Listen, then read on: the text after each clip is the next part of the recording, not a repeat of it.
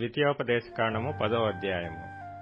ఆ కాలమందు యెహోవా మునుపటి వాటి వంటి 2 రాతి పలకలను నీవు చెక్కుకొని కొండ ఎక్కి నా యొద్దకు రమ్ము. మరియు నీవు ఒక కర్ర మందసమును చేసుకొనవలెను.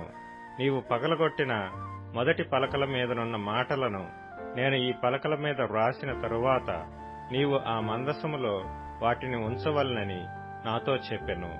కాబట్టి నేను తుమ్మకర్రతో ఒక మందసమును చేయించి మునుపటి వాటి వంటి 2 రాతి పలకలను చెక్కి ఆ 2 పలకలను చేత పట్టుకొని కొండ ఎక్కితిని.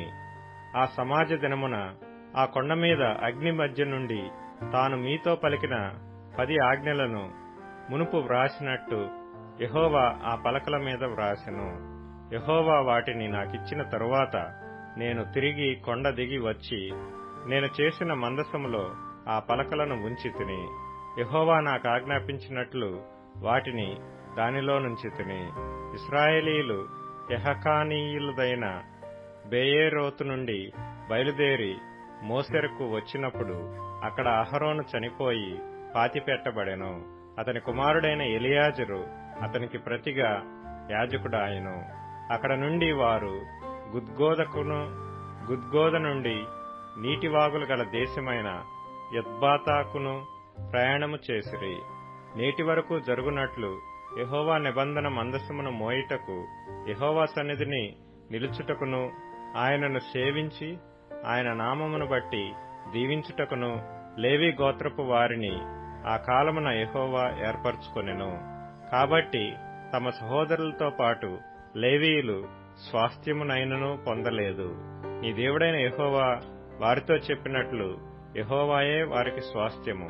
నేను మునుపటి వలె 40 పగళ్లను 40 రాత్రులను కొండ మీద ఉండగా యెహోవా ఆ కాలమున నా మనవి ఆలకించి నిన్ను నశింపజేయుట మానివేశెను.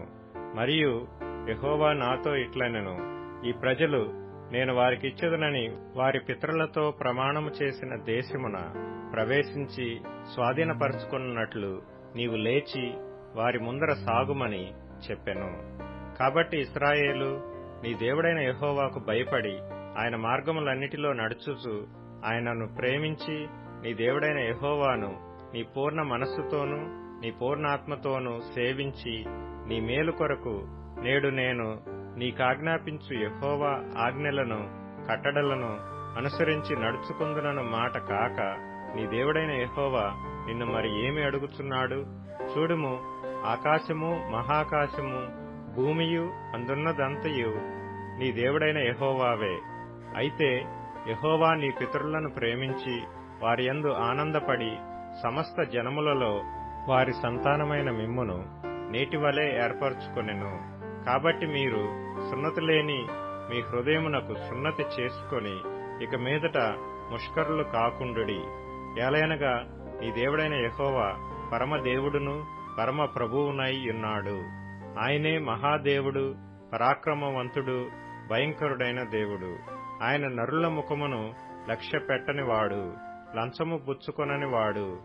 ఆయన తల్లిదండ్రులు లేని వానికిని విధవరాలికిని న్యాయము తీర్చి పరదేశియందు దయయుంచి అన్నవస్త్రములను అనుగ్రహించువాడు. మీరు ఐగుప్తు దేశములో పరదేశులై ఇంటిరి గనుక పరదేశిని జాలి తలచుడి. నీ దేవుడైన యెహోవాకు భయపడి ఆయనను సేవించి ఆయనను హత్తుకొని ఆయన నామమున ప్రమాణము చేయవలెను. ఆయనే నీకు కీర్తనీయుడు. నీవు కన్నులారా చూచుచుండగా భీకరమైన ఆ గొప్ప కార్యములను నీ కొరకు చేసిన నీ దేవుడు ఆయనే. నీ పితరులు 70 మంది అయి ఐగుప్తునకు వెళ్ళిరి. ఇప్పుడు నీ దేవుడైన యెహోవా ఆకాశ నక్షత్రముల వలె నిన్ను విస్తరింపచేసి ఉన్నాడు.